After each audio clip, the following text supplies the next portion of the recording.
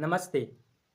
जैसे कि आप सब देख रहे हैं थंबनेल में कि आज क्लास 12 के लेके आए हम ज्योग्राफी 5 सब्जेक्टिव क्वेश्चन जो कि वेरी वेरी इंपॉर्टेंट है। ये क्वेश्चन आपके चैप्टर नंबर 1 से लेके आए हैं। ज्योग्राफी जो है क्वेश्चन ये चैप्टर नंबर 1 से लेके आए हैं आप सबके लिए 5 वेरी इंपॉर्टेंट क्वेश्चन है।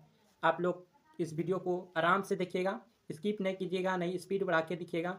ये वीडियो एकदम डिटेल से देखिएगा और इसमें हम 5 क्वेश्चन को बहुत अच्छे से एक्सप्लेन किए हैं, आप सबको एकदम आसान भाषा में बताए हैं। आप लोग जरूर देखिएगा और अपने दोस्तों के साथ भी शेयर कीजिएगा। तो हम सब देखते हैं क्वेश्चन नंबर 1। क्वेश्चन नंबर 1 इस तरह है जैसे हम देख रहे हैं। प्रश्न 1 कहता है कि मानव भूगोल की किन्हीं 4 उप क्षेत्रों का उल्लेख कीजिए। यह प्रश्न जो है प्रश्न 1 2020 में भी पूछा गया था और 2024 में। प्रश्न 1 को 2020 और 2024 में भी पूछा गया है।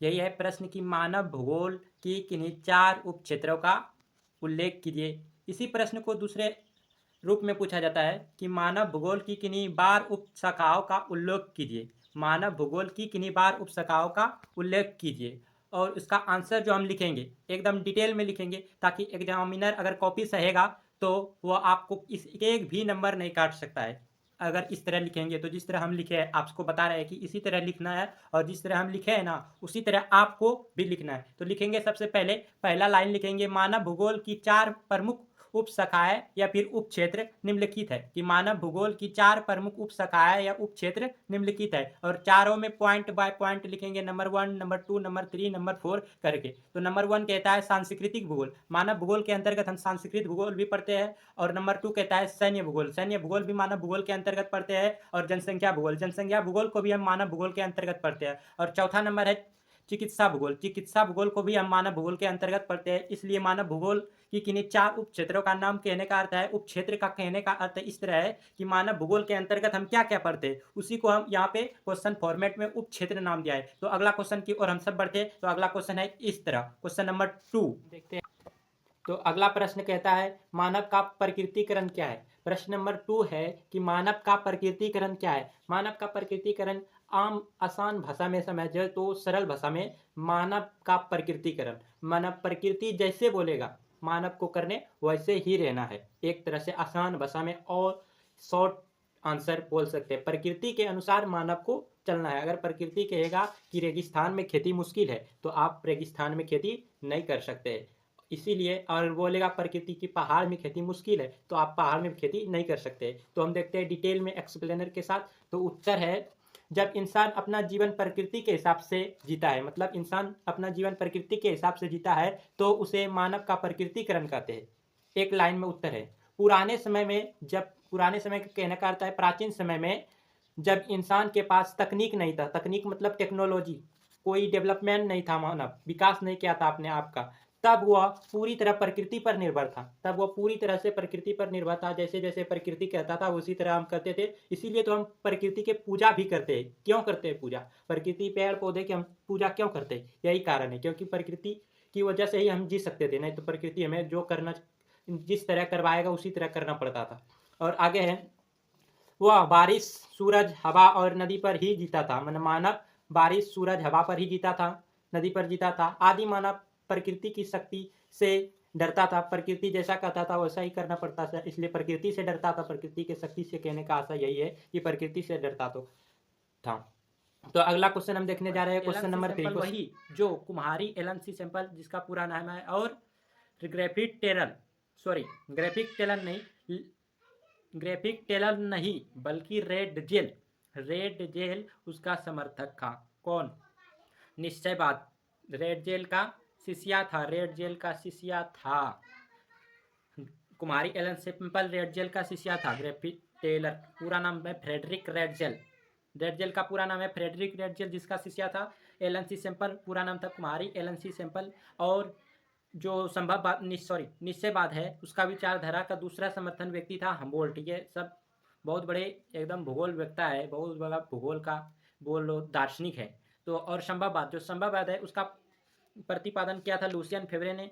और लुसियन फेवरे और संभववाद का विचारधारा का जो समर्थन करने वाला आदमी था, तो जो आपको पहले बता देते हैं कि लुसियन फेवरे, सो सॉरी,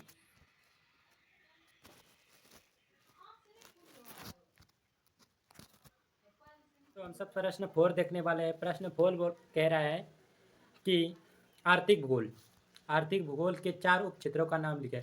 प्रश्न 4 जो कि आर्थिक भूगोल के 4 उपक्षेत्रों का नाम लिखने बोल रहा है, यह 2023 में पूछा गया प्रश्न है।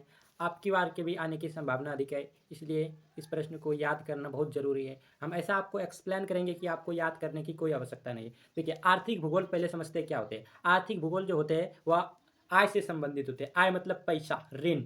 आय को दूसरे भाषा में बोलते हैं पैसा या फिर ऋण।